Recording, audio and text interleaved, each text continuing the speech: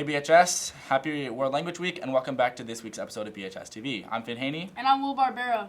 Hey Will, did you see the multicultural show last week? Yeah, it was pretty sweet. I saw some dude breaking bricks. Yeah, that was pretty cool. It was nice to see some students expressing their cultural backgrounds.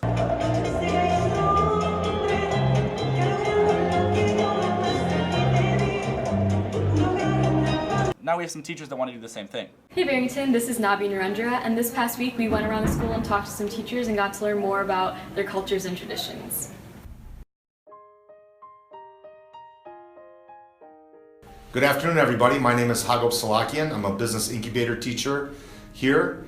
And for those of you that don't know, I'm Armenian and my culture is very, very important to me. Outside of dance, food, literature, something that really is a part of me is my language. And I can speak Armenian. My parents instilled that to me as a very young age. Both my parents spoke multiple languages. My mom, who came from Jordan, spoke Arabic, Turkish, Armenian, and English. And my dad, who came from Lebanon, spoke Arabic, Turkish, Armenian, English, and French. So growing up, my first language was Armenian. And it was funny because when my parents didn't want me to understand something, they would switch to Turkish.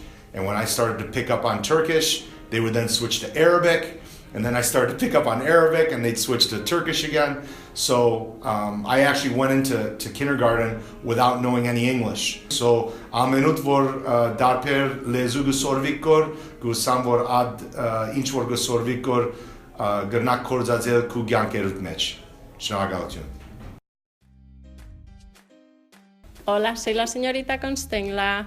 Enseño español en el departamento de lenguas de la escuela y llegué a Estados Unidos hace 21 años. A few differences are, for instance, New Year's, December 31st. A big tradition in Spain is comer las uvas, to eat grapes. So for the last 12 seconds of the year, we eat a grape. Each grape represents a month of the year, and it is said that if you're able to eat them all, you're gonna be lucky all that year. When I was telling them as a joke on my birthday that my new present was that I had Botox, that at the time I didn't know how to pronounce. I told them that I had a new buttocks, so they were very surprised to hear that. Another one is when the kids, they were telling me about, if you lie, there is an expression, and I misunderstood. So I said, liar, liar, your house is on fire. And it seems to be your pants are the one on fire, not your house. A different cultural fact is also when you greet your friends, you also give them 2 kisses on each of their cheeks. And I remember when my American host family came to Spain with me, I had told them about it, but then they were extra over kissing everybody. So all my family and friends were asking me, what is wrong with these people that they keep kissing us all the time, because they just wanted to be polite, but they were kissing them too many times too often.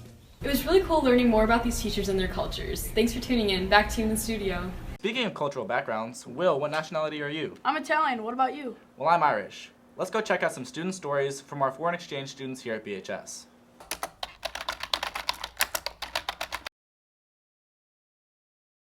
Hello, my name is Dan Mohamed. I'm a senior at BHS and I'm also an exchange student from Tunisia. Tunisia is a small country in North Africa. Before I came here, all the alumni kept saying, it's not better, it's not worse, it's just different. And I didn't know what they meant until I came here and I realized that everything was different. From the way people think to the food we eat. I was so stressed and worried about making friends and what classes to take, and I didn't know even what to wear at school. But people were there for me. People are always way nicer than you think. My host families, my friends, the track team, my teachers, and even our neighbors tried to talk to me and be there for me, and I'm so thankful for everything they did. Now that I think that I have to go home in June, I am really excited because I want to see my family and friends again and go back to my life, but I'm also very sad because I'm leaving everything that I have here. and I feel like a part of me will always be in Barrington. So thank you to all my teachers, friends, and host families for being there for me. I really appreciate it. Hi guys, so my name is Susanna. I'm 16 years old and I'm a senior at Barrington High School. I'm an exchange student from Brazil, so I got here in August, and today I'm gonna talk a little bit about the hardest thing that happened here. It was for sure the language. When I got here, I was not really good in English. Today I'm much better, but I played for a varsity team and I remember that I couldn't understand anything. But all the coaches and my friends support a lot, and it was a really good experience. So I'm on my 7th month right now, and I'm coming back to Brazil in June. So I'm really sad because I'm living here, and I'm living with a host family who are like the best people ever. I love them so much. But I'm also happy because I'm coming back and I'm gonna see my family in Brazil. So I would like to say thank you for everyone, for all the support, all the teachers. They were so patient with me, all the coaches, and the friends too. Thank you so much. I love you guys.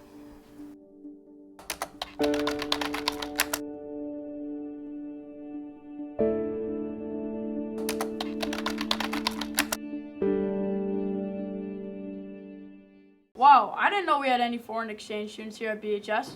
Yeah, let's go check out a Green Dot video, including our teachers. As some of you may already know, Green Dot is an initiative within Barrington High School to help make the school a safer place and to encourage others to look out for one another. Green Dot and Student Council have teamed up and done something different each day to help promote the Green Dot movement. So I have behind me 8 teachers and staff who were nominated by students for stepping up, stepping out, looking out for each other, and being all around good role models for our students.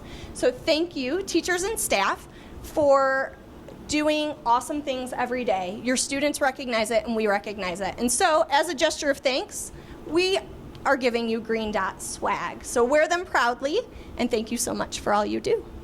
We'll also be hanging up a Live the Green Dot banner to recognize students who have been living the Green Dot, or in other words, students who have been making a positive impact on their school community. We hope that all Barrington students will become more aware of the Green Dot and will be inspired to spread it to their other classmates. Now over to Mr. McFall for some school safety. In order to create a more safe and secure school environment, we've updated a few procedures that we'd like to share with students. The first update is to the cafeteria, for those students that go outside to eat when the weather permits. The student will now need to show their ID upon re-entry. Another option would be to use your cell device and show your schedule or a photo of your ID to the door attendant. Another change for students will be at the senior locker bank. These doors will be locked after 8:35 a.m. each day, but a staff member will be present to remotely unlock the doors through 3rd period for those students that have an ID. We will monitor these changes and make necessary adjustments. As always, I welcome any feedback from students or staff in regards to security updates here at Barrington High School. Thank you. That's all for this week's episode, Barrington. And happy World Language Week. I'm Will Barbera. And I've been Haney. See you in the next one, Barrington.